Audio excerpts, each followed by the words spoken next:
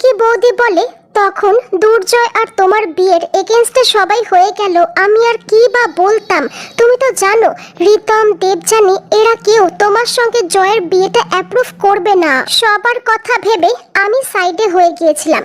তারপরে যখন দেখতে পারলাম সবার মুখ তো অটোমেটিক্যালি বন্ধ হয়ে গেল, তখন আমি আবার তোমার পক্ষে চলে আসলাম। পিঙ্কি মনে মনে ভাবে, অনিশা তুমি আমাকে অনেক লেজে খেলিয়েছো, এইবার তোমার যা অবস্থা হবে সেটা দেখার মতো। পিঙ্কি তারপরে অনিশাকে বলে, আমাদের মধ্যে ছোট করে একটা সেলিব্রেশন তো হতেই পারে। পিঙ্কি অনিশার জন্য চা নিয়ে আসে আর মনে মনে ভাবে রানী কিভাবে তাকে বলেছিল যে অনিশার সঙ্গে সঙ্গে থাকতে, যাতে দুর্জয়ের ঘরে কোনো ট্রান্সমিটার বসানো আছে কিনা সেটা রানী খুঁজে বার করতে পারে। তারপরে অনিশার কানে হেডফোনটা দেখে জিজ্ঞেস করে, এটা কি সবসময় তোমার কানে থাকে?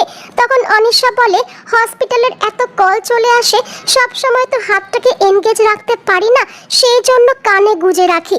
একটু পরে দুর্জয়ের ঘরে যখন রানী ট্রান্সমিটার সার্চ করছিল, তখনই হঠাৎ করে দুর্জয় চলে আসলে রানী আমতা আমতা করে দুর্জয়কে বলে যে আপনার ঘরটা একটু এলোমেলো হয়েছিল তো সেই জন্য পরিষ্কার করতে এসেছি। দুর্জয় বলে, ঘরটা তো এতটুকুও পরিষ্কার বলে মনে হচ্ছে না, তুমি কেন বারবার করে আমার ঘরে আসো?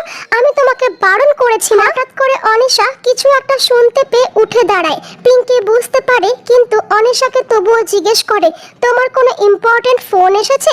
অনিশা পিঙ্কি বৌদিকে তাড়াতাড়ি করে সেখানে রেখে বাইরে এসে রানীকে ধরে বলে, আর একবার যদি তোমাকে দুর্জয়ের ঘরে আমি আসতে দেখেছি, সেই দিনই কিন্তু তোমার এই বাড়িতে শেষ কাজ। অনিশা চলে গেলে পিঙ্কি বৌদি রানীকে বলে, আমি তো অনিশাকে দেখলাম, ও কানের মধ্যে কি একটা শুনলো, ও কি করে জানলো যে জয়ের ঘরে তুমি এসেছো? রানী বলে, ঘরে আমি তো কোনো ট্রান্সমিটার খুঁজে পাইনি, আমার মনে হচ্ছে জয় কি কি কথা বলে, কার কার সাথে মেশে, শুধু সেইটুকুই জানতে পারে। অন্যদিকে হসপিটালে ডক্টর সেন যখন ফোনে গল্প করছিল, তখনই রানী